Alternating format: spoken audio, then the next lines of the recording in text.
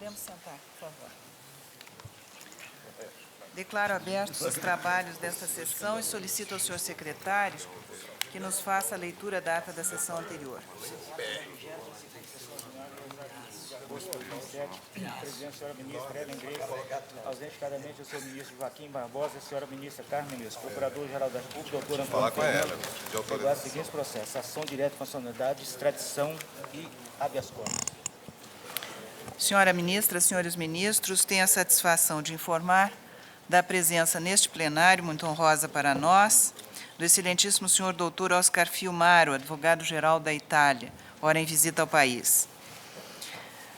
E informo também a presença de alunos do curso de Direito do Centro Universitário de Anápolis, em Goiás, e do Instituto de Ensino Superior Presidente Tancredo de Almeida Neves, de Minas Gerais. Sejam muito bem-vindos à nossa sessão. Sendo relator o ministro Eros Grau, chama a julgamento medida cautelar em ação direta de inconstitucionalidade 3.923, requerente o Partido do Movimento Democrático Brasileiro, requerido o governador e a Assembleia Legislativa do Estado do Maranhão. Senhora presidente, é uma ação direta com pedido de cautelar, na qual se questiona a constitucionalidade da Lei 8592 do Estado do Maranhão, que dispõe sobre a fixação de subsídio para servidores estaduais. A lei compreende 29 artigos e 14 anexos.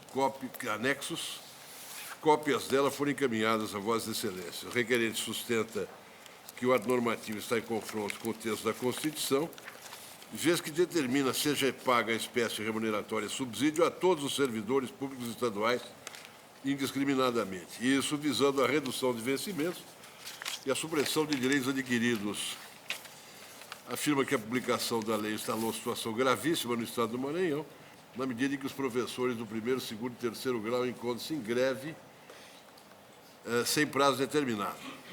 O movimento foi declarado ilegal pelo judiciário local e isso provocou maior repulsa ainda. Há nos autos documentos que dão conta da repercussão dessa greve. Sustenta que o parágrafo 4º do artigo 39 da Constituição estabelece que o subsídio é modalidade remuneratória destinada a retribuir as pessoas nele indicadas, afirmando que o membro do poder, o detentor de mandato eletivo, ministro de Estado, os secretários estaduais e municipais serão remunerados exclusivamente por subsídio fixado em parcela única, vedado o acréscimo de qualquer gratificação, etc. O exposto no parágrafo 8º do mesmo artigo será facultativamente destinado, mas tão somente aos servidores organizados em carreira. Afirma que a lei transmutada, a lei atacada transmutou a exceção em regra ao impor a todos os servidores a remuneração mediante subsídio, mesmo aqueles não organizados em carreira. Exemplifica com um grupo ocupacional que compreende, por exemplo, vigias, serventes, porteiros, etc. Prossegue observando que a aplicação dos artigos da Lei 8952 importa em evidente redução de vencimentos. Insiste firmemente na existência do perigo in mora, enfatizando a paralisação de atividades essenciais no âmbito do Estado do Maranhão. E a autoridade requerida suscita prejuízo da ação direta em razão de o texto da lei atacada ter sido alterado por outras medidas provisórias, assunto que eu tratarei no voto em seguida. Diz que a lei maranhense está em consonância com a Constituição, que é possível a fixação do subsídio correspondente à contraprestação paga aos servidores públicos, que não há, no caso, qualquer redução do quanto percebido. A DI foi proposta em julho passado, os autos foram encaminhados à presidência, houve aplicação do artigo 12, mas eu estou, não obstante, com a devida vênia, entendendo que o pedido liminar merece exame imediato, visto que a situação naquele Estado é socialmente grave, bastante grave. É o relatório. Para uso da palavra, pelo requerente, Partido do Movimento Democrático Brasileiro, Dr. Marcos Alessandro Coutinho Passos Lobo. Há mais 2 pedidos de sustentação oral. Tenha bondade. Senhora Presidente, demais senhores ministros, senhora ministra, o caso objeto de julgamento nesta Corte é o pedido de medida cautelar. Vamos apreciar a existência do fumus bonis iuris e do periculum in mora. A ação, como bem resumiu o relator, cuida de... A ação editada pelo Estado do Maranhão fixou para todos os servidores do Estado do Maranhão, indiscriminadamente, a espécie remuneratória subsídio. A Constituição da República, ela é expressa quando determina, no parágrafo 4º do artigo 39, que subsídio obrigatoriamente é fixado para membros de poder, detentores de mandato eletivo, ministro de Estado, secretários estaduais e municipais. Enfim, administrativamente, esses servidores públicos são qualificados como agentes políticos. O parágrafo 8º do mesmo dispositivo constitucional abre uma exceção quando determina que a remuneração por meio de subsídio poderá ser estabelecida para servidores públicos, com a ressalva, desde que organizados em carreira. Então, a regra geral para servidor, a própria Constituição mantém assim, é que servidor perceba vencimento ou remuneração, e não subsídio. A regra geral para subsídio é para os agentes políticos. O que fez o Estado do Maranhão? Transformou a exceção em regra. E o pior, excelências, no pedido de ratificação da medida cautelar, juntamos documentos novos, nos quais o Estado do Maranhão faz proposta a 3 associações de entidades de servidores, e a primeira proposta do Estado do Maranhão aos servidores é criar um plano de carreira. E isso está a evidenciar que não existe, os servidores públicos do Estado do Maranhão não são organizados em carreira. Aí eu entendo que restou violado, nesse aspecto, os parágrafos 4º, 8º do artigo 39 e os incisos 10 e 15 do artigo 37, que são exatamente os que rezam que servidores públicos são pagos mediante vencimento ou subsídio. O que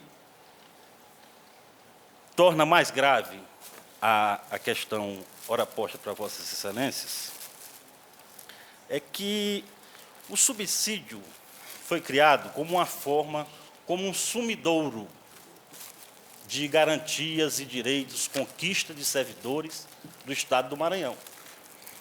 Há dispositivos da lei que dizem o seguinte: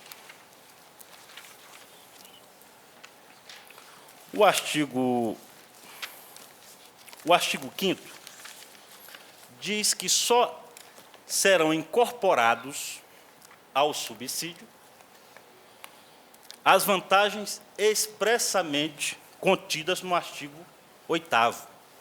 E o artigo 8º traz uma relação de gratificações adicionais e não enumera todos.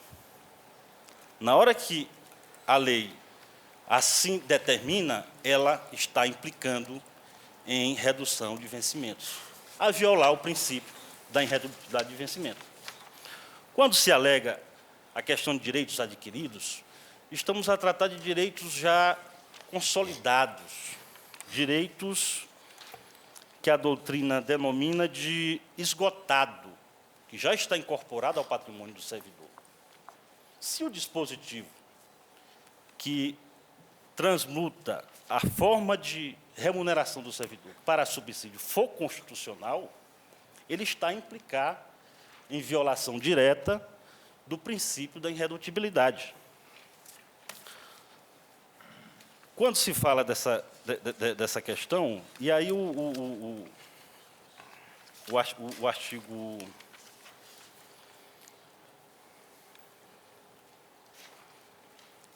O artigo 8º, ele não enumera algumas garantias, alguns direitos, inclusive constitucionais.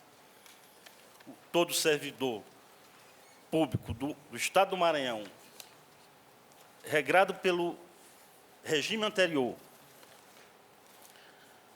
que preenchia as condições, por exemplo, para receber salário família, com essa nova disposição, pelo menos é o que diz a lei, porque ela estabelece o que o servidor vai receber além do subsídio, o artigo 8º. Dessa forma, ele afasta esse dispositivo constitucional. Aí também estaria a implicar redução de vencimentos. Eu entendo que essa questão, sobretudo, da fixação de subsídio como uma forma de remunerar todos os servidores, a maioria deles é não organizado em carreira, e é tão interessante que o Estado do Maranhão, para os servidores que são organizados em carreira, no caso a Polícia Militar, os procuradores, os defensores, ele fez leis específicas. Não colocaram eles nessa lei.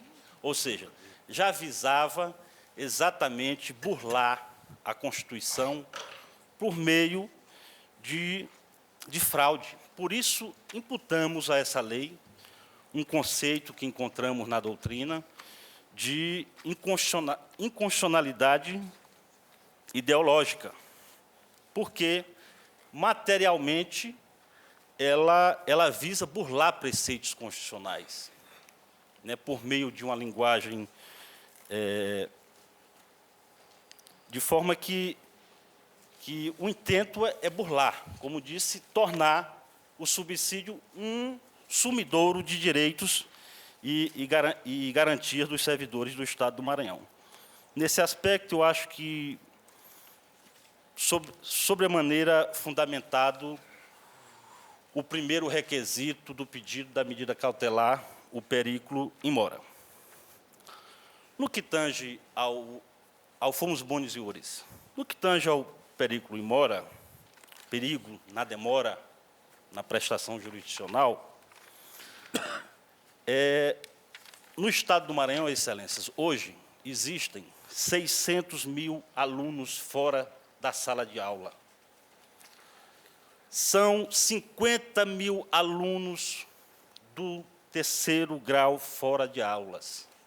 São dezenas de pais de famílias, servidores, professores do primeiro, do segundo e do terceiro grau, morando nas ruas, protestando, porque eles têm consciência do mal que a lei causa, seja na redução de vencimentos, seja na forma de fixar os subsídios. É verdade quando se diz que se instalou o caos social no Estado do Maranhão diante dessas questões. E hoje, já quando, estando em Brasília, recebi notícias do Maranhão, notícias vinculadas no Jornal Pequeno de hoje, que uma professora procurou este jornal, a família da professora, uma diretora de escola, que ela estaria desaparecida e que teria saído de casa para entregar o cargo, por não suportar mais as pressões do governo em relação ao movimento grevista. É que o governo está coagindo os diretores, que são cargos de confiança, a não aceitarem a permanência dos professores grevistas para orientar, porque o movimento dos professores não é um movimento de ficar parado, é um movimento de ir para a rua para esclarecer a sociedade, falar com os alunos, falar com os pais. Essa tem sido a técnica, a tática do governo de tentar enfraquecer o movimento dos servidores.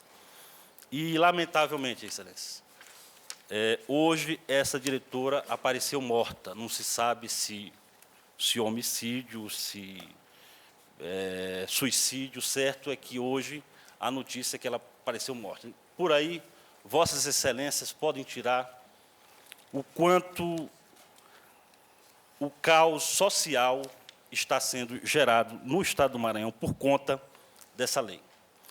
São essas minhas considerações.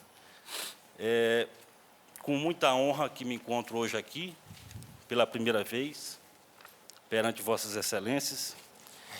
E, mais ainda, me sinto mais gratificado por hoje ter vindo a este tribunal defender uma causa justa, legítima, e que vai proteger centenas de cidadãos maranhenses, pais de famílias, que são os professores, as famílias desses professores, milhares de alunos da rede pública estadual, as famílias desses alunos que também estão sofrendo.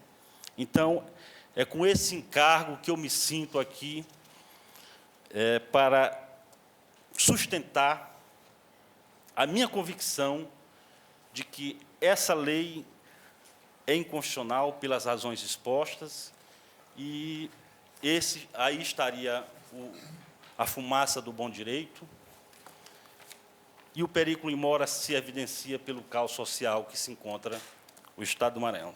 São essas minhas considerações. Agradeço a Vossa Excelência. Obrigado.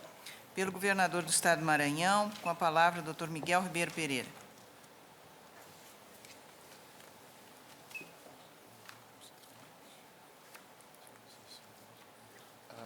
Excelentíssima senhora presidente, excelentíssimos ministros, excelentíssima ministra, excelentíssimo procurador da República, procurador-geral da República, de fato, iniciando já a análise da cautelar,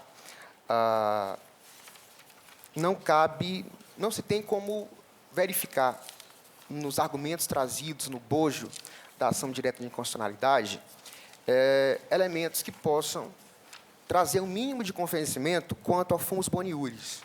Na verdade, não há esse mínimo de elementos, né?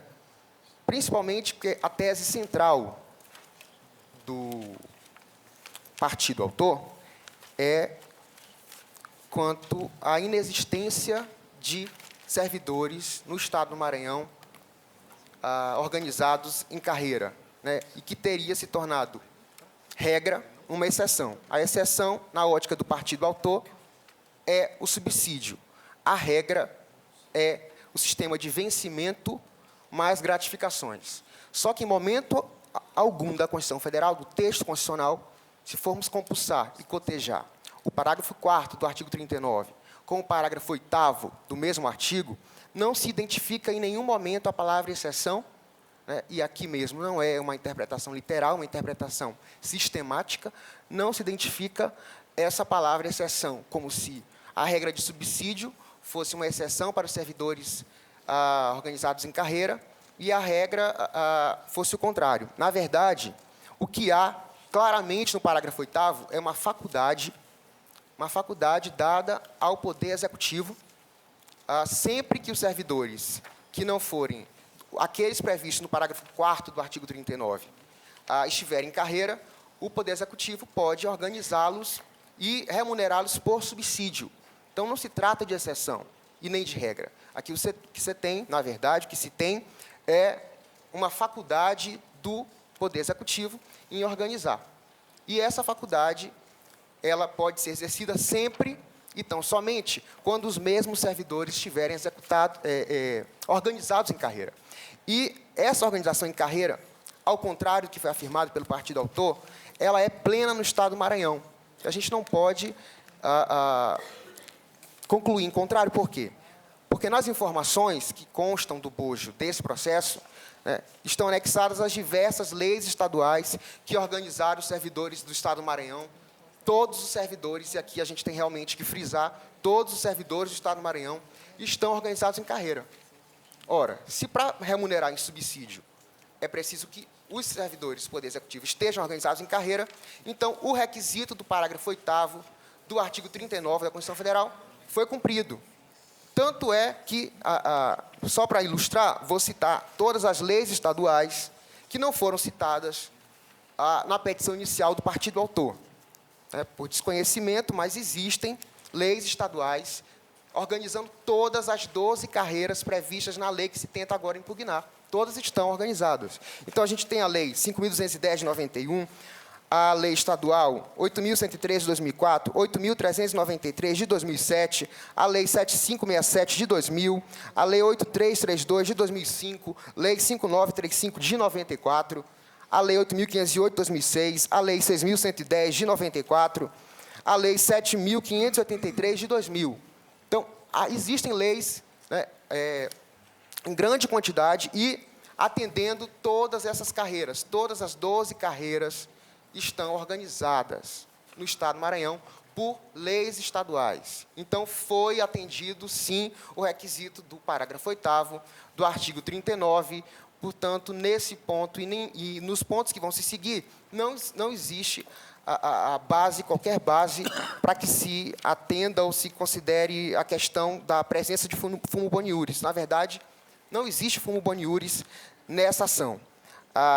Todos os servidores estão organizados em carreiras, as carreiras organizadas em classes, as classes organizadas em referências, as referências organizadas em cargos, né? O que é típico da carreira, da organização de uma carreira. Havendo carreira, não é exceção, é faculdade, portanto, o Poder Executivo organizou os servidores do Estado do Maranhão e os remunera, no presente momento, em forma de subsídio. Agora, o que é muito importante colocar nesse momento, e contrariamente, novamente, à tese do partido autor, que coloca que houve redução da remuneração dos servidores do Estado do Maranhão com a implantação do sistema de subsídio, isso não é verdade. Isso não é verdade, principalmente porque a lei, se a gente for identificar na Lei 8.592 de 2007, essa lei ela traz um artigo 7º, e esse artigo 7º é taxativo em vedar toda e qualquer redução de remuneração, né? É lapidar esse artigo no momento em que ele veda toda e qualquer redução de remuneração. Por algum motivo, por alguma situação específica de determinado servidor que tenha um adicional por tempo de serviço a mais do que outro, ou esteja percebendo um adicional de insalubridade que não pode ser retirado, e nem a lei retirou, esse valor não pode ser retirado, portanto, ele vai ser pago. Vai ser pago. E aí a sistemática é uma sistemática que, inclusive, o governo federal já vem utilizando, né?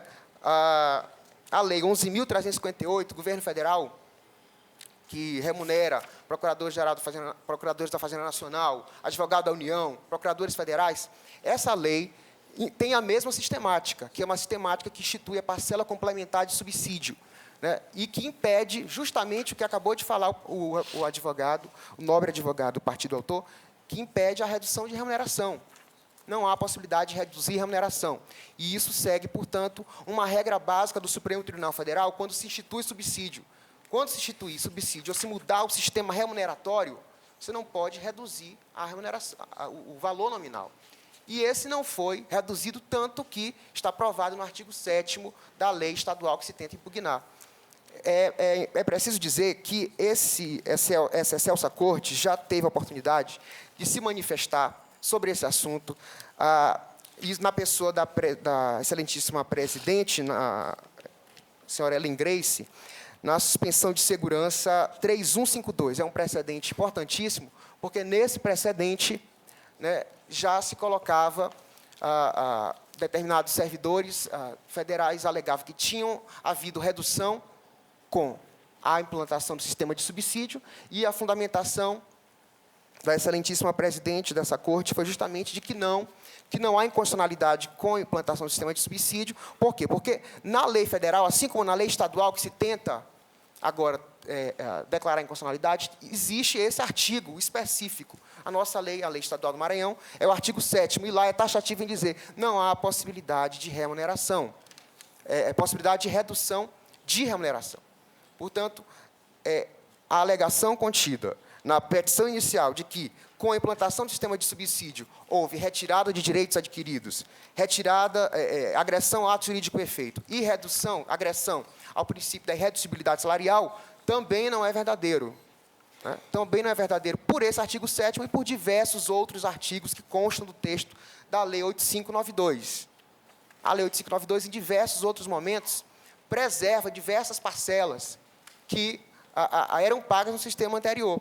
Você criou a parcela única, mas continua pagando todas as parcelas que são obrigatórias por força do artigo 7º da Constituição Federal, né? Não se pode deixar de pagar adicional de salubridade, adicional de hora extra, adicional de periculosidade,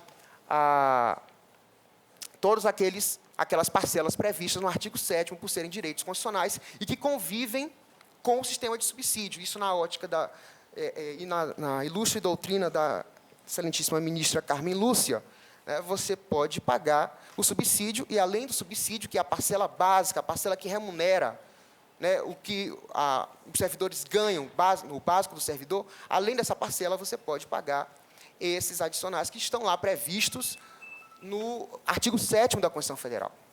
Então, isso também foi respeitado pela Lei do Maranhão, consta expressamente na Lei 8592 do Maranhão. E o importante precedente é esse, da suspensão de segurança 3152.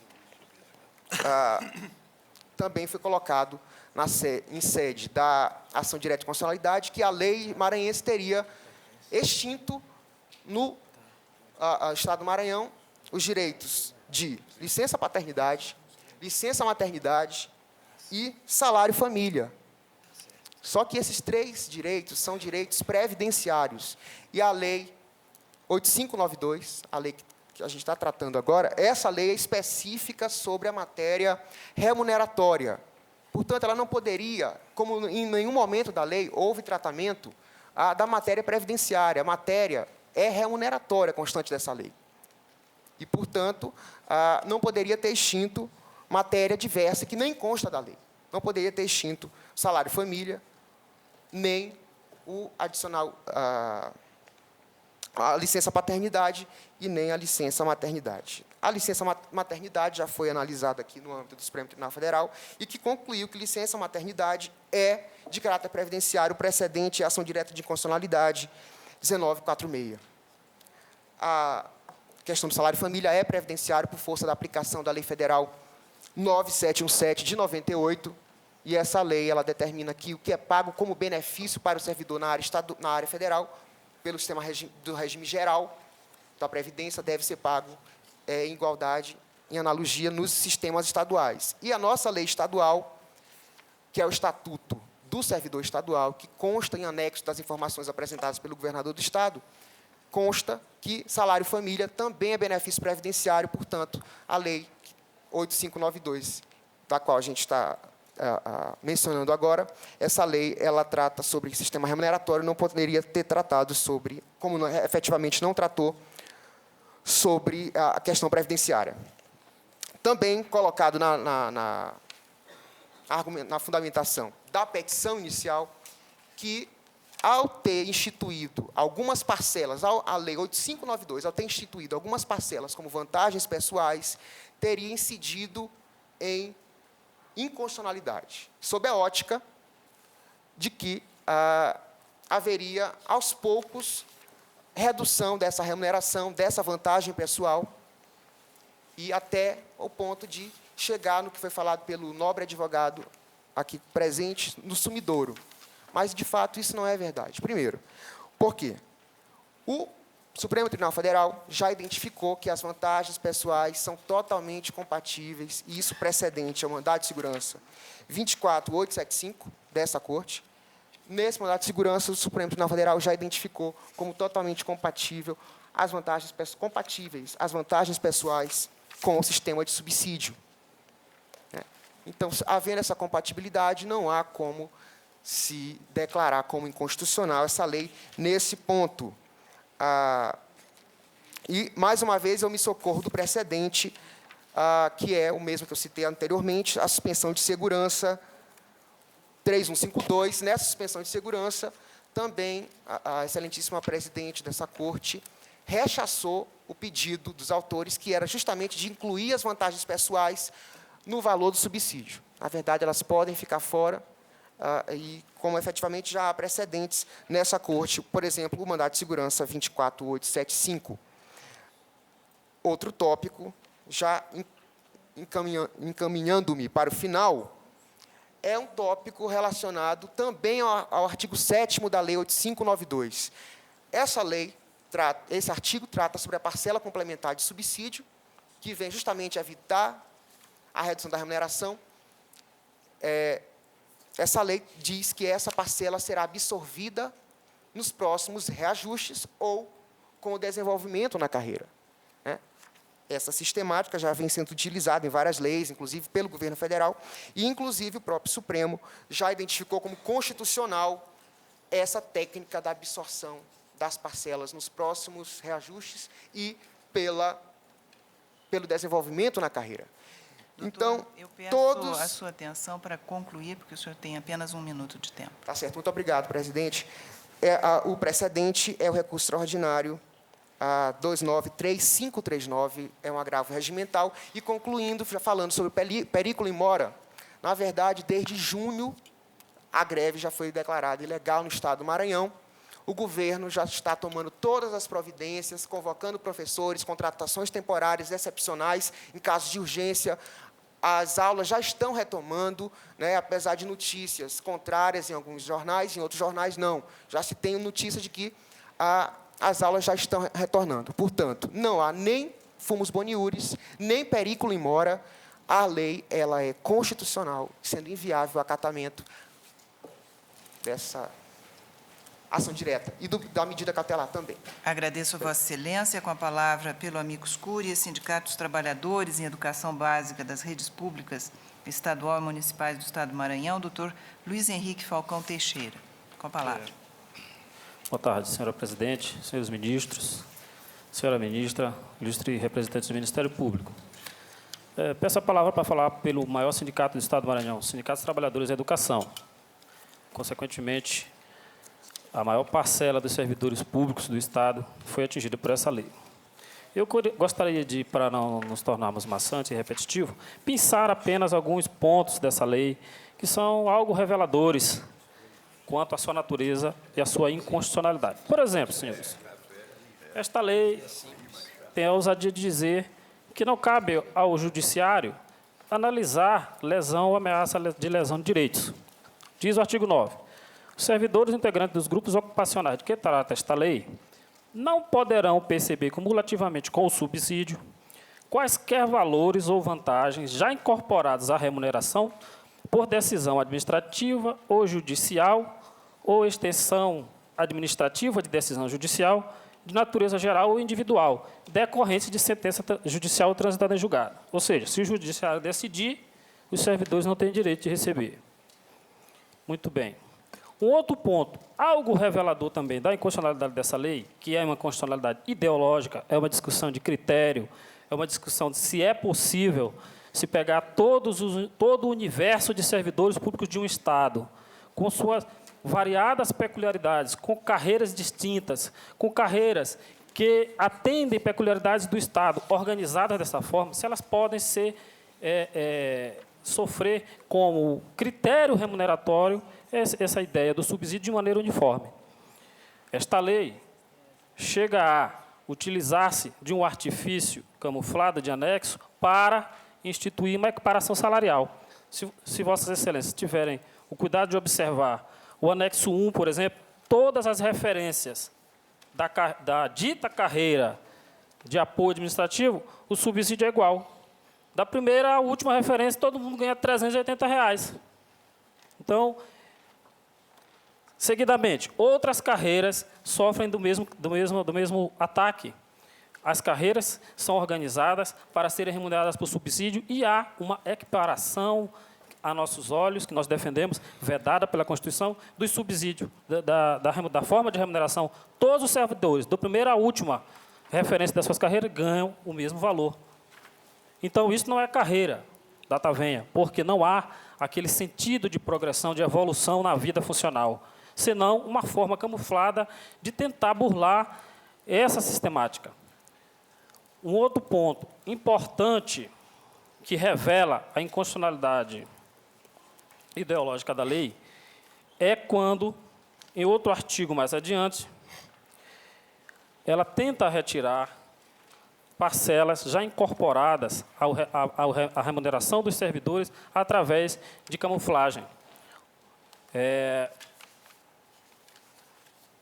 Por exemplo, os servidores de que trata o parágrafo anterior, que após a vigência desta lei vieram a obter certificados ou títulos de curso de atualização, aperfeiçoamento ou reciclagem, especialização a nível de pós-graduação, mestrado ou doutorado na área de educação ou formação, serão contemplados com progressão de acordo com o que dispuser o Estatuto do Magistério, a ser implantado até 31 de dezembro, ou seja, remete para uma lei que ainda não existe, que vai ser implantada até o dia 31 de dezembro deste ano.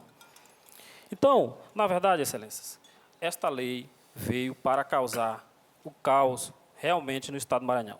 Aquela professora que o meu colega que me precedeu disse que morreu, ela não morreu, ela se matou. Nós já sabemos agora, deixou uma carta, que se matou, porque não aguentou a pressão para que fizesse a famosa lista dos grevistas e entregasse ao governo para a punição.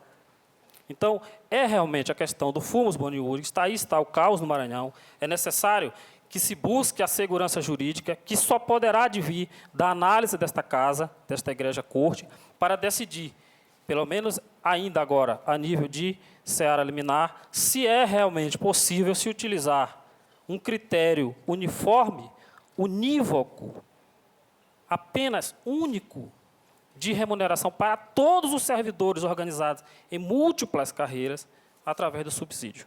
Esse é o fumus boniuris. E o perículo in mora, já demonstrado pelo colega que me precedeu. Dessa forma, nós vimos reiterar o pedido de concessão imediata da liminar para suspender os efeitos da referida lei. Obrigado, senhor. Agradeço, Vossa Excelência. A palavra com o relator. Senhora presidente, eu serei objetivo, seja porque o caso é simples, o perículo in mora parece evidente, seja porque nós temos inúmeros casos nessa sessão do ministro Sepúlveda pertence a apreciar. Eu afasto inicialmente a alegação referente à perda de objeto da ação, as medidas provisórias que alcançariam a lei impugnada não modificaram substancialmente o texto normal, o ato impugnado. Não descaracterizam a instituição da espécie remuneratória, subsídio para os servidores estaduais. Portanto, eu rejeito a preliminar e passo imediatamente à análise do pedido de medida cautelar. Ficou claro em todas as sustentações que a fixação do subsídio no termo do parágrafo 4º do artigo 39 pode ser estendida aos demais servidores, demandando, porém, lei específica e a observância de pressupostos exigidos pelo texto da Constituição. O artigo parágrafo 8º, que diz: a remuneração dos servidores públicos organizados em carreira poderá ser fixada nos termos do parágrafo 4º. A circunstância de a lei ter ultrapassado quanto poderia alcançar em coerência com esses preceitos parece-me mais do que suficiente nesse exame preliminar para caracterizar o fumus boniuris. Além disso, resulta nítido também que, embora o artigo 7º vede a redução de remuneração, esse preceito não salvaguarda expressamente as vantagens concedidas por decisões judiciais e administrativas incorporadas pelos servidores. E na redação do artigo 7º, contrariamente ao que foi asseverado pela autoridade requerida, efetivamente não há indicação de como as parcelas vedadas pelo artigo 9º seriam pagas. Eu estou transcrevendo aqui essa redação e vou concluindo para afirmar que, embora cabível a fixação da remuneração dos servidores que se encontram organizados em carreira em parcela única, a lei questionada não disciplina de forma clara como será feito o pagamento das vantagens adquiridas por decisão judicial. Acabaria importando em desconstituição de coisa julgada, resultando caracterizado o fumus boniuris, a irredutibilidade dos vencimentos dos servidores não está, no caso, assegurada. A lei não estabelece critérios adequados a resguardar essas vantagens. O perículo in mora também torna-se evidente na situação crítica instalada no Estado do Maranhão, em consequência da greve dos servidores. Há farta documentação nos autos e, por essa razão, eu estou deferindo o pedido de cautelar para suspender os efeitos da Lei 8.952 do Estado do Maranhão. O eminente relator defere a cautelar. Ministra Carmen Lúcia. Senhora presidente, eu acompanho o relator com observações brevíssimas.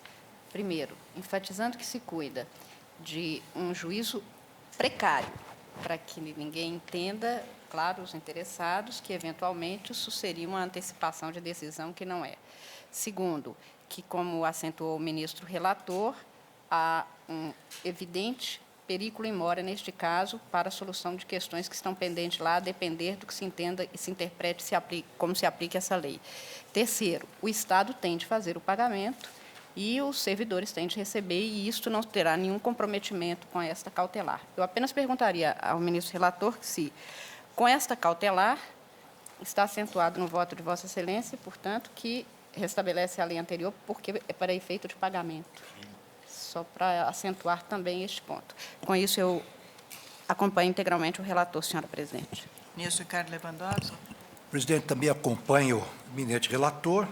Entendo que estão presentes os requisitos para o deferimento da medida cautelar. Eu tive algumas dúvidas relativamente à preliminar de prejudicialidade que foi levantada pelo governo do Maranhão, mas essas dúvidas foram bem esclarecidas pelo eminente relator. Portanto, acompanho integralmente Sua Excelência. Ministro Joaquim Barbosa. Relator. Ministro Carlos Brito. Senhor presidente, também entendo com o relator que estão presentes o fumus boni iuris,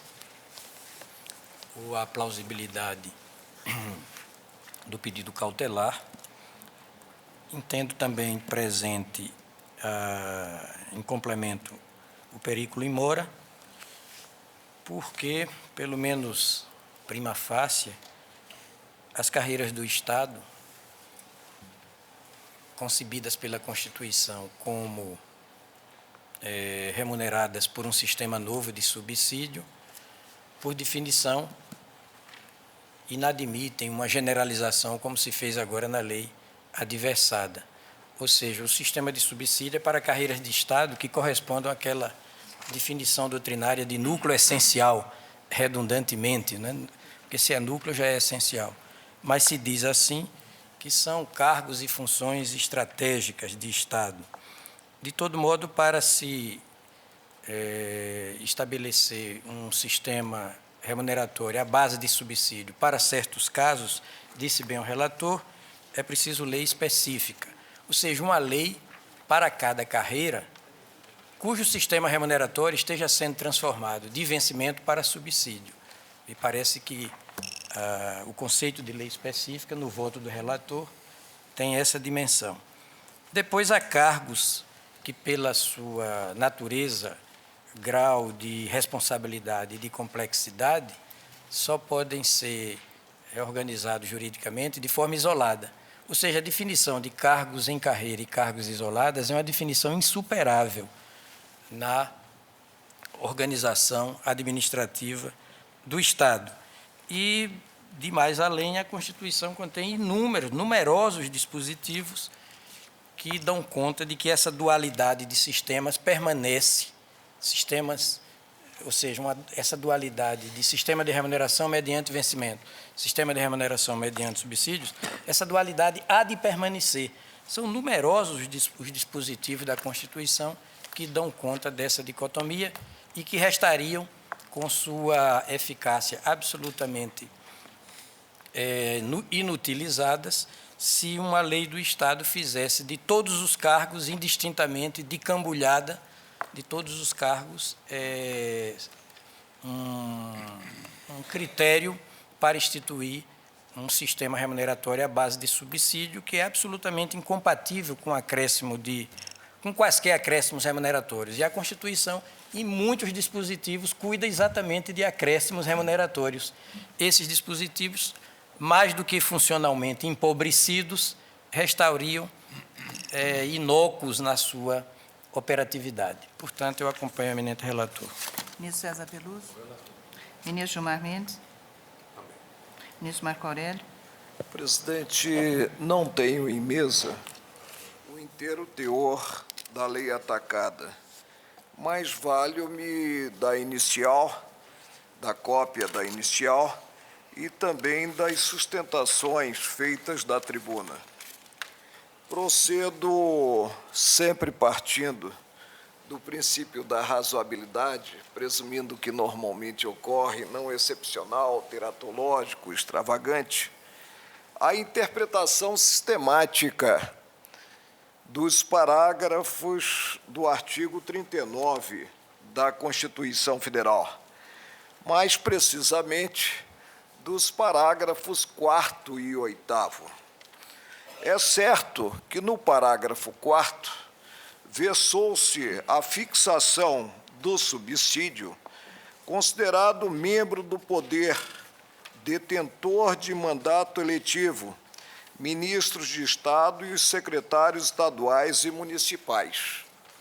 Mas o texto constitucional não procedeu à limitação quanto a essa forma de remunerar, que é a forma mediante parcela única, denominada, consagrada como subsídio.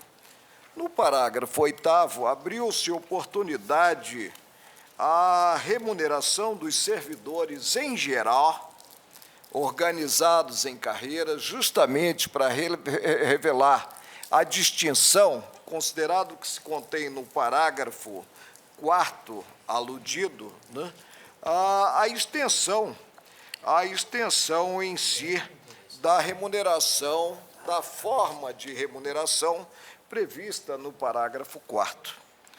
No artigo 1º da lei, nós temos a referência a 12 segmentos do funcionalismo maranhense.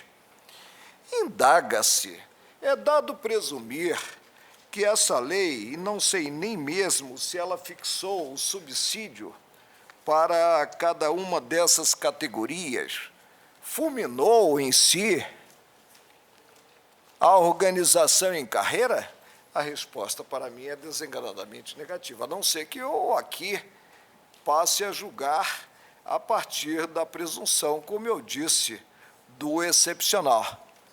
A mais, a lei ressalvou na introdução desse sistema remuneratório, desse regime remuneratório, ressalvou claramente a manutenção dos patamares alcançados, das retribuições até então observadas. Não tenho como, diante desses parâmetros, como concluir pela relevância, a relevância jurídica do pedido formulado, a não ser, repito, que aqui, à mercê da capacidade intuitiva, passe a imaginar que, no caso, se fulminou e se fixou para os diversos segmentos subsídio único, o que contraria até mesmo o bom senso, já que há referência a atividades de apoio administrativo e operacional, ADO, atividades de nível superior, magistério de primeiro e segundo graus, atividade de defesa agropecuária, atividades de meio ambiente e recursos naturais, atividades meteorológicas, creio, magistério superior, auditoria geral, atividades artísticas, culturais, atividades penitenciárias, tributação, arrecadação e fiscalização, atividade de polícia civil. O que se tem é que, ao lado da organização dessas diversas atividades, organização em carreira, se partiu para o enxugamento dos contra-cheques, se partiu numa tentativa de saneamento para o afastamento do cenário jurídico do que se rotulou e se costuma rotular como penduricalhos remuneratórios, dando-se uma organicidade maior a contraprestação considerado o trabalho desenvolvido. Não encontrei argumento convincente, sob a minha ótica, com a devida vênia dos colegas, argumento na inicial que possa ser tido como a revelar o conflito da lei maranhense com a Constituição Federal. Peço vênia para indeferir a medida cauteladora.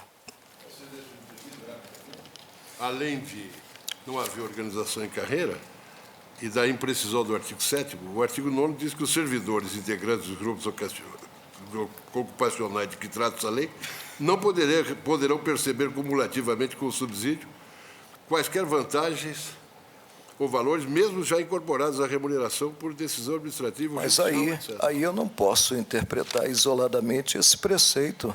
Eu tenho que considerar o artigo 7º que Vossa Excelência também ressaltou, quanto à preservação do status quo, não havendo decesso remuneratório para os servidores. Eu só quis mostrar a Vossa Excelência que eu não fiz presunção nenhuma, eu só li.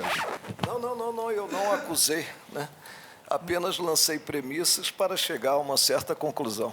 Ministro Celso. Senhora Presidente,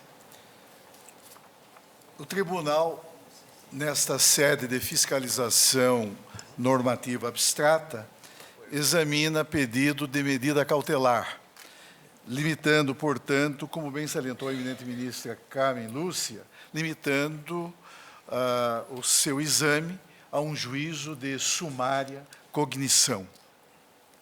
Tenho para mim, senhora Presidente, que o relevo dos fundamentos decorre não apenas do que consta da petição inicial, mas até mesmo desta divergência, ora manifestada pelo eminente ministro Marco Aurélio, a significar, portanto, que estamos em face de um tema impregnado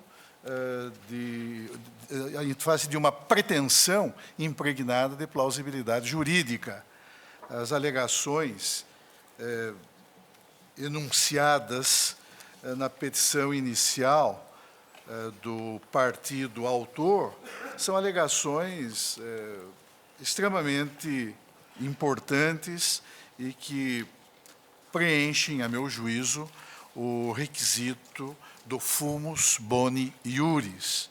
De outro lado, tenho para mim, senhora Presidente, tal como bem demonstrou o eminente ministro relator, que concorre na espécie uma clara situação tipificadora do periculum in mora. Por isso, com toda a vênia, eu acompanho o eminente relator e defiro a medida liminar para suspender cautelarmente a eficácia da lei número 8.592, de 2007, editada pelo Estado do Maranhão.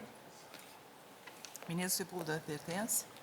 Eu peço vênia, eminente ministro Marco Aurélio, mas entendo que, cuidando-se de pedido liminar, estão satisfeitos os seus pressupostos. Acompanho o eminente relator.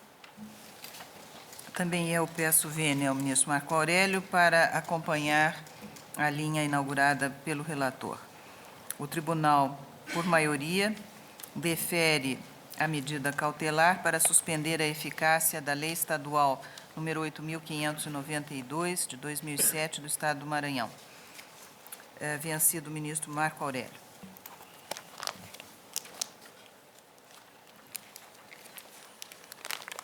Chama a julgamento a ação direta de inconstitucionalidade número 2.258, de que relator o ministro Sepúlveda pertence, para a continuidade de julgamento.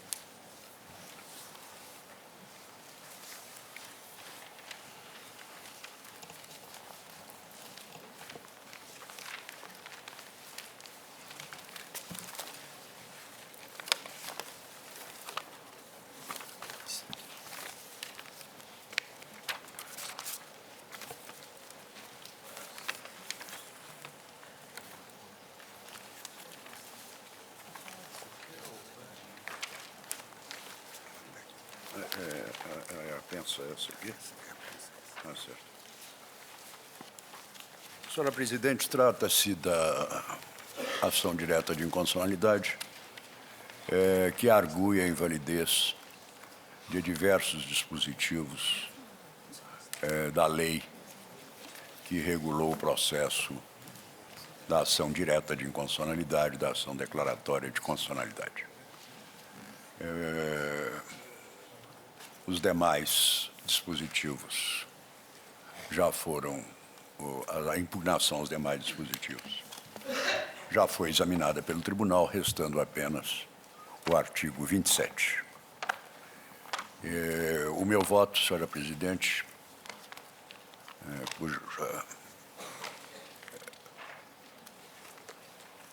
cuja fundamentação desenvolverei, acolhe no ponto a arguição de inconstitucionalidade. Entendo que a nulidade da lei inconstitucional decorre no sistema da Constituição da adoção paralela ao controle direto e abstrato do controle difuso de inconstitucionalidade. E, por isso, uma alteração deste porte, nos termos do artigo 27, de todos conhecido, reclamaria emenda constitucional. É significativo, aliás, que pelo menos 3 tentativas fizeram de introduzir na Constituição critério menos audacioso de modulação temporal. Na própria elaboração da Assembleia Constituinte, proposta de nosso eminente colega ministro Maurício Correia, rejeitada na revisão constitucional, proposta do ministro Jobim, e rejeitada na reforma judiciária. Por outro lado, se ultrapassada pudesse ser a inconstitucionalidade formal, tendo também que era preciso dar interpretação conforme ao artigo 27, porque para evitar que a sua aplicação possa atingir o ato jurídico perfeito, a coisa julgada e o direito adquirido, que acaso hajam surgido da inconstitucionalidade da lei. Do lado oposto. Então, nesse sentido, neste ponto, eu acolho a ação direta para declarar inconstitucional o artigo 27 da Lei 9868. Ministra Carmen Lúcia. Peço vista, senhora presidente. Aguardam os demais? Após o voto do eminente ministro Sepúlveda Pertence, que declara no ponto a inconstitucionalidade do artigo 27 da Lei Federal número 9.868/99, pediu vista a ministra Carmen Lúcia, aguardam os demais. Ministro Pertence, mesma decisão para a DIN número 2.154. O julgamento é conjunto. Pois não. Vale, peço a taquigrafia que anote a mesma decisão para a outra ação de inconstitucionalidade. Número 2.154.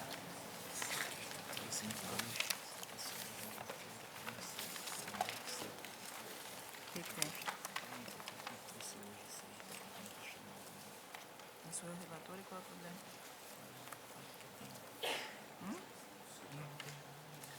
Chama a julgamento, medida cautelar em ação direta de inconstitucionalidade, 2.527, de que eu mesma sou relatora, ministro Pertence, Vossa Excelência está com vista. Requerente ao Conselho Federal da Ordem dos Advogados e requerido o Presidente da República. Aqui a matéria também é conhecida, a medida provisória que instituiu na disciplina do recurso de revista o requisito da transcendência,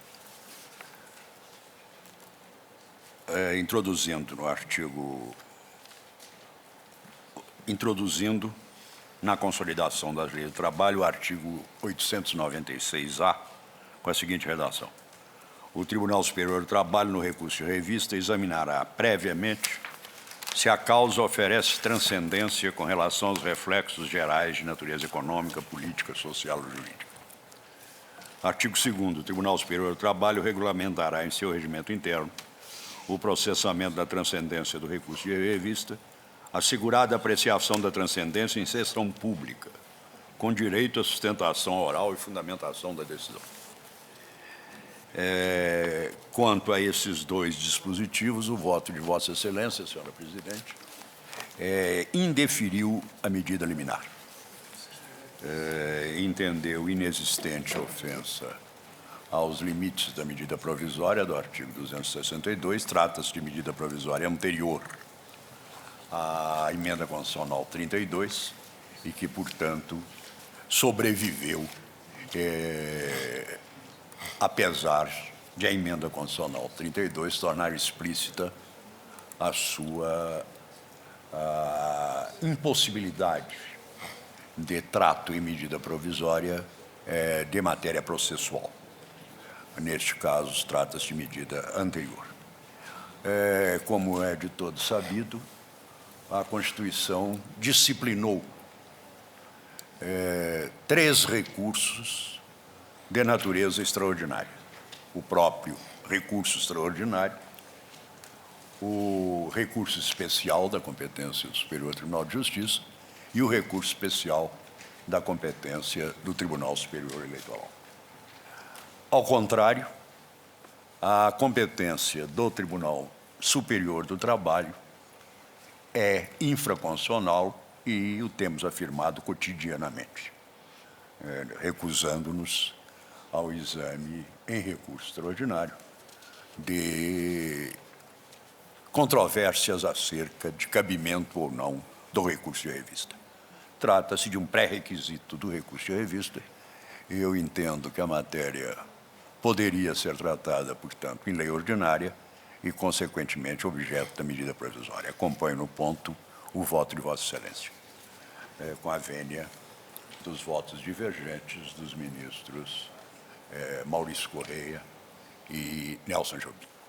Também acompanho o voto de Vossa Excelência quando concede a liminar para suspender a eficácia do artigo 3º da mesma medida provisória 2226, que dispõe, que inclui, altera o artigo 6º da Lei 9.469 para dar-lhe a seguinte redação. O acordo ou a transação celebrada diretamente pela parte ou por intermédio de procurador para extinguir ou encerrar processo judicial, inclusive nos casos de extensão administrativa de pagamentos postulados em juízo, implicará sempre a responsabilidade de cada uma das partes pelo pagamento dos honorários dos seus respectivos advogados, mesmo que tenham sido objeto de condenação transitada em julgado. Como Vossa Excelência, eu entendo que esta parte final é chapada à violação da garantia constitucional da coisa julgada. Por isso, concedo parcialmente a liminar para suspender a eficácia apenas do artigo 3º da medida provisória, do artigo 3º da medida provisória, que alterou o artigo 6º da lei. É o meu voto, acompanhando, portanto, de Vossa Excelência. Ministra Carmen Lúcia, Vossa Excelência tem voto quanto ao artigo 3º, porque o ministro Nelson Jobim havia deferido, em parte, quanto ao artigo 1º e 2º, e ficou por analisar o artigo 3º. Mas o ministro Eros Grau manifesta pedido de vista? Eu estou vendo o voto do Maurício Correia. O ministro Maurício Correia já teria se manifestado sobre tudo, Em todas as matérias, né? inclusive o artigo 3º. Vossa Excelência não tem voto nesse caso. Não tenho legitimidade para pedir. Eu tenho ministra voto Carmen apenas Lúcia- quanto ao artigo 3º. Apenas quanto ao artigo 3º. E quanto ao artigo 3º, eu acompanho o voto do ministro Pertence, que coincide com o da relatora, não é isso? Ministro Joaquim Barbosa. Não, perdão, ministro Ricardo Lewandowski antes. Acompanho o relator. Ministro Joaquim Barbosa. Também. Ministro Carlos Brito. Mesmo tom. Ministro César Peluso. Ministro Gilmar Mendes está impedido, porque atuou como advogado-geral. Ministro Marco Aurélio. Presidente, acompanho Vossa Excelência e também o relator quanto ao artigo 3º da medida provisória. Sim, Vossa Excelência é relatora. Mas peço vênia para divergir quanto à fixação da transcendência mediante medida provisória. Realmente, a disciplina do recurso de revista não está na Constituição Federal, está na consolidação das leis do trabalho. E, de início, relativamente à alteração da consolidação, é possível empolgar-se a medida provisória. Mas ocorre, como sempre sustentei, antes mesmo da emenda constitucional número 32, que para mim veio ao mundo jurídico com contornos simplesmente pedagógicos, o trato da matéria via medida provisória é impróprio, porque a medida provisória é um ato precário e efêmero. E, quando se cogita de processo, se tem presente a segurança jurídica, a certeza quanto ao que pode ou não ocorrer quando em curso uma ação penal, uma ação qualquer, presente a arte de proceder. Mas não posso deixar de considerar que muito se discutiu em reforma recente do Judiciário sobre o empréstimo a um recurso da competência de outro Tribunal Superior, Superior Tribunal de Justiça, do fenômeno retratado na transcendência, muito embora com a denominação de relevância. E assentou-se que esse acesso só poderia ser condicionado sob tal ângulo relativamente ao Supremo. Presente o recurso extraordinário, este sim, reconheço, tendo linhas mestras na Constituição Federal. Por isso, peço vênia para, no caso, embora até um tanto quanto sugestivo o vocábulo transcendência, entender que a matéria não poderia ser tratada mediante medida provisória e, considerado vício formal, deferir a cautelar. Vossa Excelência defere integralmente. Acompanhe o ministro Maurício. Defere de acordo com o ministro Maurício. Maurício defere quanto aos artigos 1º e 2º e, em parte, o 3º. Ministro Celso de Mello, voto de Vossa Excelência. É interessante observar que o requisito da transcendência que alude à medida provisória foi adotado previamente pelo Código de Processo Civil argentino. A Argentina, na década de 90, introduziu algumas modificações em sua legislação processual civil e, tratando-se do recurso extraordinário dirigido à Corte Suprema de Justiça, dispôs que se observaria esse pré-requisito de admissibilidade naquele apelo extremo, fundado no reconhecimento ou não, conforme o caso, da transcendência, essa expressão da legislação argentina, da transcendência da matéria versada no acórdão recorrido e no recurso extraordinário interposto. Mas eu entendo, senhora presidente, considerados os votos proferidos, e agora o do eminente ministro Sepúlveda pertence, que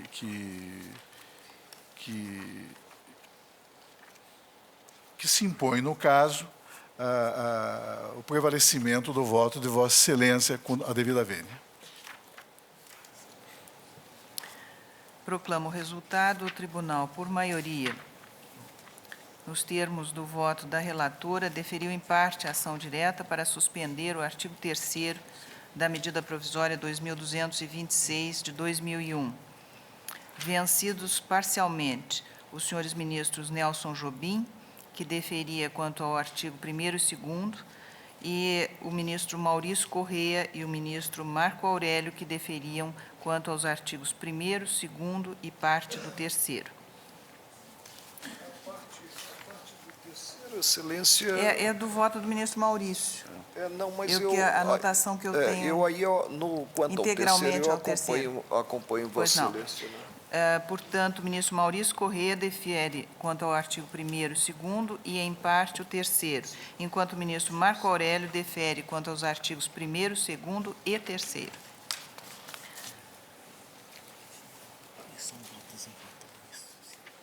Ministro Sepúlveda Pertence, Vossa Excelência desempata a votação na ação direta de inconstitucionalidade 2581. Relator, o ministro Maurício Correia, requerente o governador do Estado de São Paulo e requerida a Assembleia daquele Estado. Senhora Presidente, a ação direta impugna o artigo 100 da Constituição de São Paulo, do Estado de São Paulo, que prescreve a direção superior da Procuradoria-Geral do Estado compete ao Procurador-Geral do Estado, responsável pela orientação jurídica e administrativa da instituição. Isso não é matéria de... Parágrafo único. Para o Procurador-Geral do Estado, será nomeado pelo governador em comissão entre os procuradores que integram a carreira. Esta reserva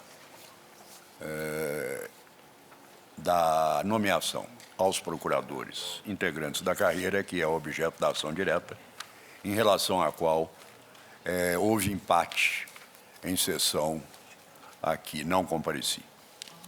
Vossa Excelência tem como eu votei entendendo que cabe a restrição. Acho que julgou constitucional, Pela inconstitucionalidade.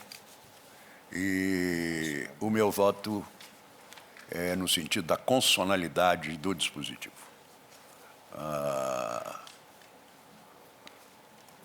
Não é requisito essencial do cargo em comissão, segundo a Constituição, a inexistência de quaisquer limites à clientela passível desta nomeação.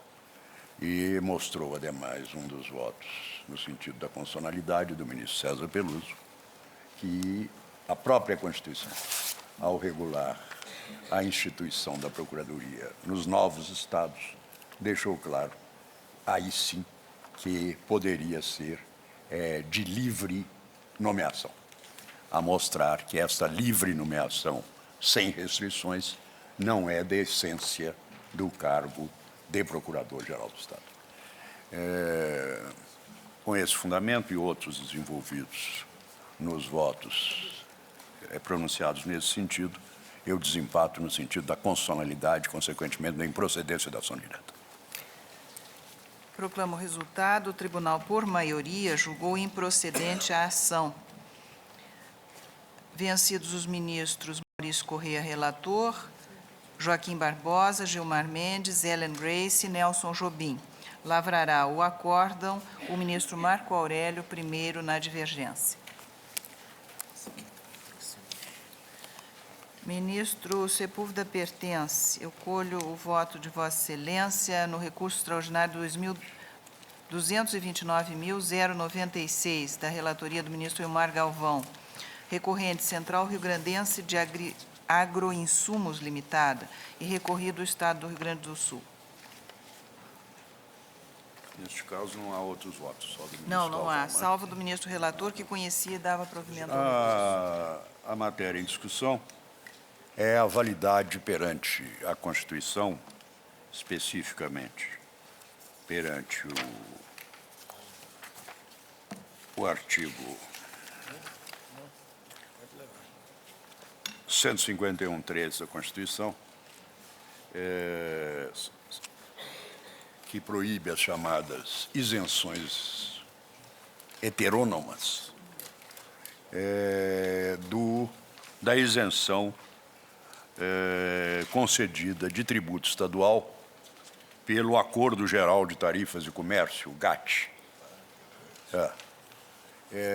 Eu acompanho o voto do eminente ministro Ilmar Galvão, que parte em substância, embora referindo-se a outros doutrinadores, de uma concepção tipicamente keynesiana, a de que o Estado Federal total não se confunde com a ordem parcial do que no nosso direito constitucional se denomina a União. E que é esse Estado Federal total que que mantém relações internacionais e, por isso, pode estabelecer isenções de tributos, não apenas federais, mas também estaduais e municipais. E, por isso, nessa linha que desenvolverei, voltando ao velho mestre da Escola de Viena, eu e a José Sotomayor Borges, que enfrenta especificamente esse problema da isenção, eu acompanho o eminente relator, ministro Ilmar Galvão, para conhecer do recurso extraordinário e dar de provimento. Ministra Carmen Lúcia, como vota? Também eu acompanho o ministro relator, senhora presidente, exatamente nos termos do voto do relator. Ministro Ricardo Lewandowski? Mesmo sentido. Ministro Eros Grau? No mesmo sentido, apesar do Kelsen. Ministro Joaquim Barbosa? Com relator. Suas implicâncias, eu também tenho as minhas. Ministro César Peluso? Senhora presidente, embora eu não vote na matéria... Não, Vossa Excelência é sucessor do ministro. Mas não queria perder a oportunidade para dizer ao ministro Pertence que, efetivamente, o artigo 18 da Constituição endossa esse juízo de que há 5 pessoas públicas de base territorial. A federação e mais as 4 internas, União, Estados, Distrito Federal e municípios. Perfeito. Ministro César Peluso? Acordo. Ministro Marco Aurélio? Presidente, no cenário internacional, somente a União goza de soberania. Daí a existência, né? O que é uma convenção? Daí a existência da convenção, do pacto, quanto à isenção. E o afastamento da cláusula constitucional que veda à União, né, o implemento de benefícios quanto a tributos estaduais e municipais. Acompanho o relator, portanto, e a conclusão é para... Dá provimento ao recurso. Para conhecer e prover o extraordinário com as explicitações e também com os fundamentos jurídicos consignados pelo ministro Sepúlveda Pertence. Ministro Celso de Mello? A discussão se coloca em face da carta anterior, ou já em face Não, da... não. Em face da Constituição atual, que tem essa proibição explícita. É o artigo 151, inciso 3º. Terceiro. Então, Vossa Excelência, acompanhando o ministro Ilmar, entende que não é dado à União? Não, que é dado. Que é dado à Sim. União, Pois não. compreendida como Estado Claro, Federal total, sim. E, portanto, responsável por uma ordem global. convencionar no Pois plano não. internacional isenção de tributos locais. Senhora presidente, eu acompanho o eminente relator, inclusive com os esclarecimentos agora dados pelo eminente ministro Pertence, e farei incorporar ao meu voto as razões que fiz constar de outro voto proferido no julgamento da DIN 1600, quando essa questão também foi igualmente debatida, no mesmo sentido dos votos hoje aqui proferidos. Também eu estou de acordo com os votos já lançados e proclamo o resultado. O tribunal, por unanimidade, conheceu e deu provimento ao recurso. Lavrará o acórdão.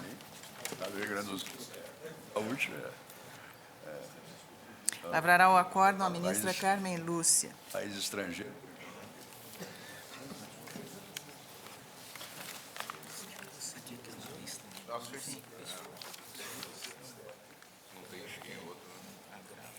Ministro Sepúlveda pertence. Agravo regimental no agravo regimental na extradição 962. Agravante Klaus Malmquist e agravado Governo da Dinamarca. Perfeito. Nesse mesmo embrolho extradicional, há os embargos de declaração, os embargos de declaração, os embargos de declaração na extradição 962. Entre as mesmas partes. Em síntese, o agravo regimental impugna a decisão minha que indeferiu diligência requerida pelo extraditando de pedido de informações ao Poder Executivo, a fim de que esclareça as circunstâncias em que se teria efetivado a retirada do extraditando do território nacional. Manifestamente, julgada a extradição e executada, está cessada a competência do Supremo, pelo menos no processo de extradição. Eventualmente pode ressurgir se um ato de execução for atribuível, por exemplo, ao presidente da República. Não é o caso. Extingue-se o processo de execução e não cabe indagar circunstâncias em que se teria efetivado a entrega do extraditando à Dinamarca. E os embargos de declaração, terceiros embargos de declaração, objetivam rediscutir questões já decididas. Alega-se que não foram afirmados compromissos legais antes da entrega, requer seja determinada através do Executivo a devolução do extraditando, e o meu voto é que não há omissão a suprir, obscuridade ou contradição, e que se trata de extradição já executada, cessando a competência do Supremo Tribunal. Há divergência? Então, nego o provimento ao agravo e rejeito os embargos. Há alguma divergência? O tribunal, unanimidade, negou provimento ao agravo regimental e rejeitou os embargos de declaração, tudo nos termos do voto do relator. Ministro pertence. Será que podemos chamar junto as medida cautelar em ação direta de inconstitucionalidade 2.139 e 2.160? 2.160. E 2.139. Ambas da relatoria do ministro Otávio Galotti. Bem, sim. Discute-se na presente ação direta de inconstitucionalidade e na ADIM. Certo. Deixa eu chamar. Medida cautelar em ação direta de inconstitucionalidade 2.139, de que é relator o ministro Otávio Galotti, requerente Partido Comunista do Brasil, Partido Socialista Brasileiro, Partido dos Trabalhadores, Partido Democrático Trabalhista e requeridos o Presidente da República e o Congresso Nacional. E medida cautelar em ação direta número 2.160, também da relatoria do ministro Otávio Galotti, requerente a Confederação Nacional dos Trabalhadores no Comércio e requeridos o Presidente da República e o Congresso Nacional. Com a palavra, o ministro. Discute-se na presente ação direta, 2.139, e na ADIM 2.160, ela pensada, dispositivos acrescentados à CLT pelas leis 9957 e 9958, ambas de 12 de janeiro de 2000, as quais, respectivamente, em síntese, impossibilitam a citação por edital no procedimento sumaríssimo da Justiça do Trabalho e dispõem sobre as comissões de conciliação prévia. Concluiu-se em questão de ordem levantada na sessão de 6 de abril de 2000 pela prevenção do relator da ADIM, ministro Otávio Galotti, em relação às outras ordinariamente distribuídas a Marco Aurélio e Celso de Mello. Retomado o julgamento cautelar, em 30 de 6 de 2000, fixou-se o tribunal em preliminar entender restrito o pedido ao artigo 625-D, incluído na CLT pela Lei 9.558, com este teor. Artigo 625-D.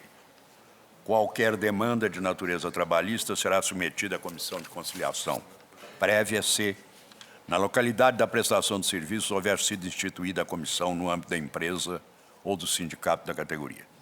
Parágrafo 1º, a demanda será formulada por escrito ou reduzida a termo por qualquer dos membros da comissão, sendo entregue cópia datada e assinada pelo membro aos interessados. Parágrafo 2º, não prosperando a conciliação, será fornecida ao empregado e ao empregador declaração da tentativa conciliatória frustrada com a descrição do seu objeto, firmada pelos membros da comissão, que deverá ser juntada à eventual reclamação trabalhista. Parágrafo 3º. Em caso de motivo relevante que impossibilite a observância do procedimento previsto no caput deste artigo, será a circunstância declarada na petição inicial da ação intentada perante a Justiça do Trabalho. Parágrafo 4º. Caso exista na mesma localidade e para a mesma categoria, comissão de empresa e comissão sindical, o interessado optará por uma delas, para submeter a sua demanda, sendo competente aquela que primeiro conhecer do pedido. Na ADIM 2160, além da norma referida, questiona-se a constitucionalidade do inciso 2 do artigo 152b, acrescentado à CLT pela Lei 9957, verbas. Nas reclamações enquadradas no procedimento sumaríssimo, não se fará citação por edital, incumbindo ao autor a correta indicação do nome e endereço do reclamante. Já a DIN 2148 não foi submetida por não haver pedido cautelar. Argumentou-se quanto ao artigo 625-D, afronta ao direito público subjetivo do cidadão de submeter à apreciação do Poder Judiciário lesão ou ameaça a direito decorrente da relação de emprego, Constituição, artigo 535. Pois tal norma, além de tolher a liberdade do reclamante de escolha do procedimento da via mais conveniente, condiciona a admissão da reclamação trabalhista à juntada de certidão do fracasso da tentativa conciliatória ou da impossibilidade de observância deste rito prévio.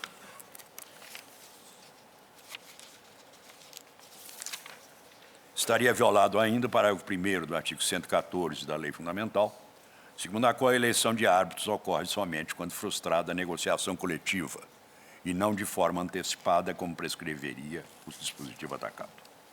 Quanto à vedação de citação por edital nas reclamações enquadradas no procedimento sumaríssimo, invocou-se o princípio da igualdade, considerada a utilização do edital como uma das fórmulas de citação no processo civil.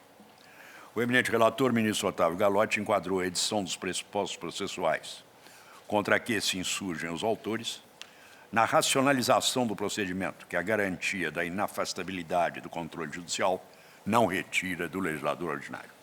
Ressaltou Sua Excelência, ainda quanto ao mesmo dispositivo, que o caput do artigo 625-A condicionaria a criação das comissões de conciliação prévia à participação voluntária dos empregados, pelo que seriam facultativas. Tanto que, esclareceu o relator, de acordo com o parágrafo 3º do artigo 625-D, bastaria, para a dispensa da tentativa de conciliação, a declaração do dissenso sobre a criação do órgão na inicial da ação trabalhista. Divergiu do relator o ministro Marco Aurélio para, após discorrer sobre a mitigação do princípio do livre acesso ao judiciário nos dissídios coletivos trabalhistas, artigo 114, parágrafo 2º, e na seara da justiça desportiva, artigo 217, parágrafo 1º, dar interpretação conforme o texto constitucional, no sentido de que o artigo 625-D não obriga a fase de conciliação prévia que disciplina, continuando os titulares do direito substancial a terem o acesso imediato ao judiciário, desprezando a fase que é revelada pela atuação da Comissão de Conciliação Prévia. Sobre o dispositivo da Lei 9957, o relator afastou a alegada violação ao princípio da isonomia por incompatibilidade entre a citação ficta e o procedimento sumaríssimo trabalhista, tendo em vista a razão de ordem objetiva e racional, atinente à agilidade pretendida pela norma impugnada, no que foi seguido à unanimidade pelo tribunal. Pedi vista, então, para meditar sobre a questão do artigo 625-D. Tanto o ministro Galotti quanto o ministro Marco Aurélio louvam a intenção da norma, questionada de incentivar a solução dos conflitos diretamente pelos titulares dos direitos envolvidos na relação jurídica, ponto no qual também não divirjo. O desacordo está na possibilidade de o procedimento por ela previsto significar verdadeira condição prévia do processo que impeça o exercício do direito de ação desses titulares antes do esgotamento da frustração dessa nova fase. Ora, não nego que possa o legislador ordinário estipular condições para o juizamento de ações. não podendo elas, no entanto, serem desproporcionais, a ponto de restringir a universalidade da jurisdição do Poder Judiciário. Sob esse fundamento, votei com o Tribunal recentemente pela inconstitucionalidade de dispositivo que exigia, para o examinamento de ação judicial que tivesse objeto a discussão de débito com o INSS, o depósito prévio do valor corrigido e acrescido de multa e juros. ADIM 1074, Eros Grau, 25 de maio de 2007. No caso, a redação do artigo 625-A sugere a natureza facultativa do ato de instituição das comissões de conciliação prévia, conforme observou o eminente ministro Gallotti. Mas o caráter imperativo do caput do artigo 625-D torna extremo de dúvidas a submissão de qualquer demanda de natureza trabalhista à comissão porventura instituída no âmbito da empresa ou do sindicato da categoria. Não há, percebe-se, determinação expressa de que a sujeição da demanda à comissão de conciliação prévia configure novo pressuposto processual do ajuizamento da reclamação trabalhista. Esse entendimento estaria evidenciado nos parágrafos 2º e 3º, os quais exigem que sejam declarados na petição inicial da eventual ação perante a Justiça do Trabalho, respectivamente, a tentativa conciliatória frustrada ou motivo relevante que teria impossibilitado a adoção do procedimento.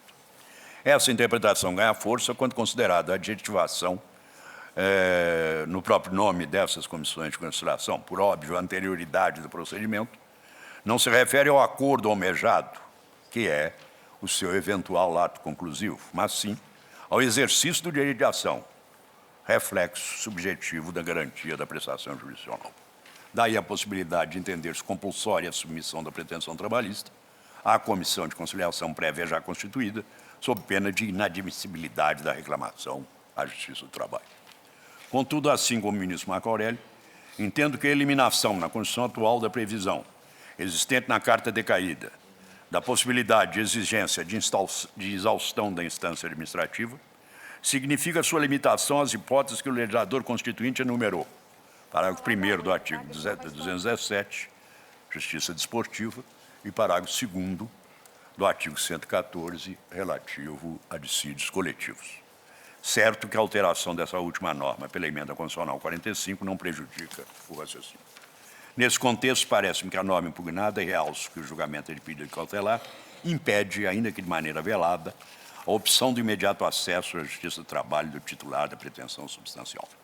Assim, com as devidas vênias, acompanho o ministro Marco Aurélio para deferir em parte a medida cautelar contra o artigo 625-D, introduzido pela Lei 9958, a consolidação, e assegurar, com relação aos dissídios individuais de trabalho, o livre acesso ao judiciário, independentemente de instauração ou da conclusão do procedimento perante a Comissão de Conciliação Prévia. É o meu voto. Ministra Carmen Lúcia, como vota? Eu acompanho também o voto divergente, a divergência iniciada com o ministro Marco Aurélio e agora com o voto do ministro Sepúlveda pertence, presidente. Ministro Lewandowski. Senhor presidente, também acompanho o eminente ministro Sepúlveda pertence.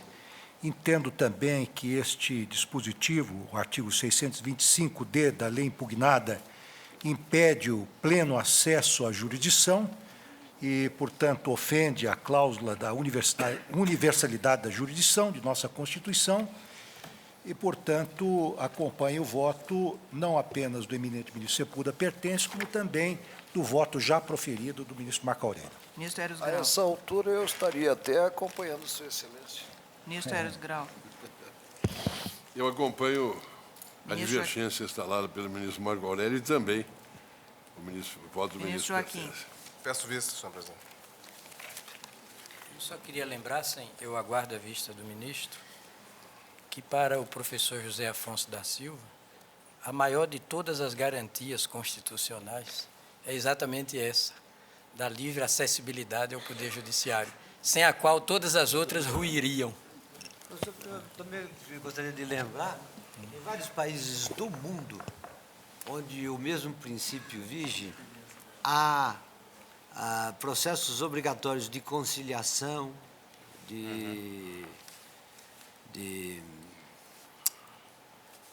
agora me esquece agora o mediação, sobretudo de mediação. Sobretudo de mediação. A Constituição proíbe que se exclua.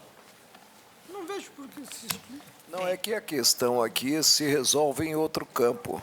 A carta dita decaída, pelo ministro Sepúlveda Pertence, remetia ao legislador ordinário a fixação de fases prévias. A atual esgotou a matéria.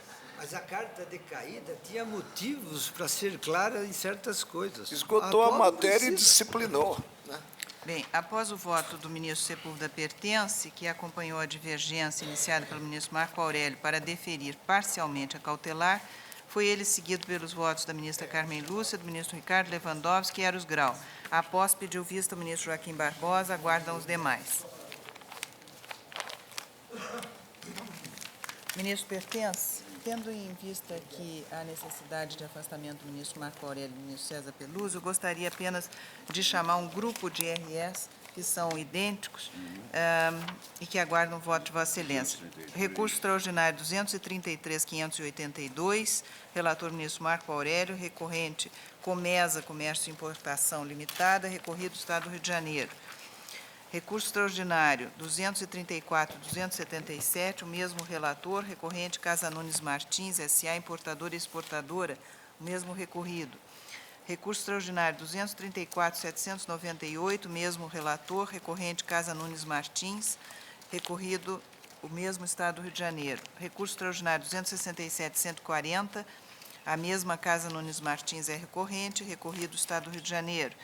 E recurso extraordinário 389.893, recorrente Supermercado Zona Sul, recorrido o Estado do Rio de Janeiro, todos, como disse, de relatoria do ministro Marco Aurélio. Com a palavra, o ministro Sepúlveda Pertence. Questiona, senhora presidente, a validade do parágrafo único do artigo 38 da Lei Estadual 6.830 do Rio de Janeiro, segundo a qual a propositura pelo contribuinte da ação prevista neste artigo importa em renúncia ao poder de recorrer na esfera administrativa e desistência do recurso a caso interposto. O relator, eminente ministro Marco Aurélio, entendeu que o dispositivo legal ofende o princípio do livre acesso ao judiciário e o direito de petição, porquanto se caracteriza como uma coação a obstaculizar o livre acesso ao judiciário, no que foi acompanhado pelo eminente ministro Carlos Brito. O eminente ministro César Peluso iniciou a divergência no sentido da constitucionalidade do dispositivo questionado, e acrescentou que talvez fosse o caso de se fazer uma distinção, de dar uma interpretação conforme, no sentido de que, se a medida judicial tiver o mesmo objeto do recurso administrativo, faz desaparecer o interesse recursal no âmbito administrativo. Para o eminente ministro Celso de Mello, o parágrafo único do artigo 38 deve ser interpretado em ordem a não lhe declarar a inconstitucionalidade, no sentido de que ele deve ter aplicação tão somente se e quando o provimento denegatório do mandado de segurança ou, eventualmente, a decisão proferida em sede de outra ação judicial não se revestir da autoridade da coisa julgada. Ainda negaram provimento aos recursos extraordinários os eminentes ministros Carlos Veloso, Ellen Grace, Gilmar Mendes e Joaquim Barbosa. Após longa reflexão, convenci-me de que o dispositivo questionado nada tem de inconstitucional com a devida pena. A presunção de renúncia ao poder de recorrer ou de desistência do recurso na esfera administrativa não implica afronta à garantia constitucional da jurisdição. O efeito coercivo que o parágrafo único do artigo 38 da Lei Estadual 6830 possa conter, somente se efetiva se e quando o contribuinte anteviu o êxito de sua pretensão na esfera administrativa. Assim, somente haverá receio de provocar o judiciário e ter extinto o processo administrativo, se esse se mostrar mais eficiente que aquele. Nesse caso, seria contraproducente trocar um meio mais eficaz por outro, menos eficaz e mais oneroso.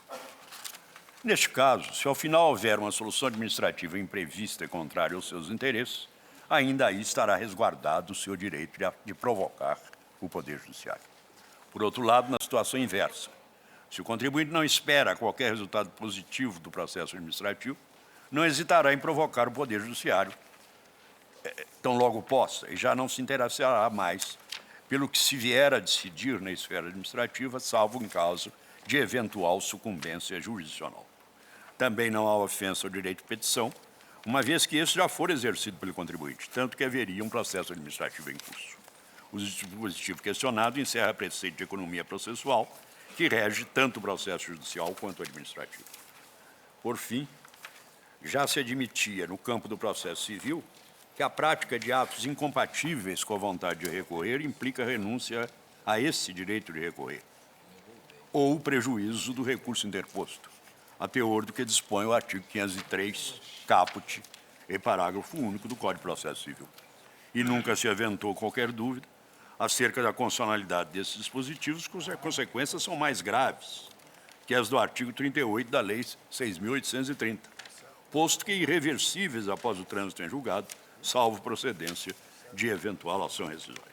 Desse modo, peço vênia aos eminentes ministros Marco Aurélio e Carlos Brito para negar provimento ao recurso extraordinário.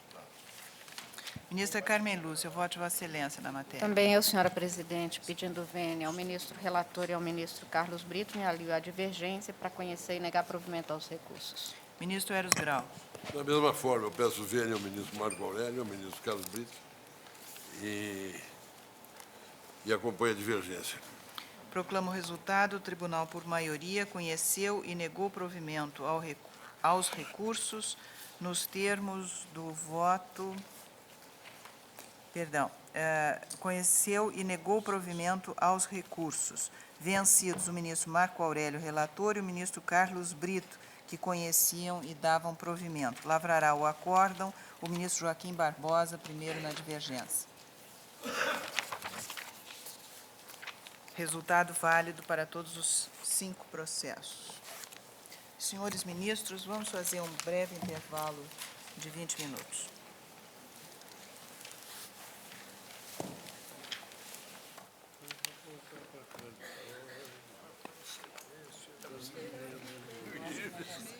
Vai.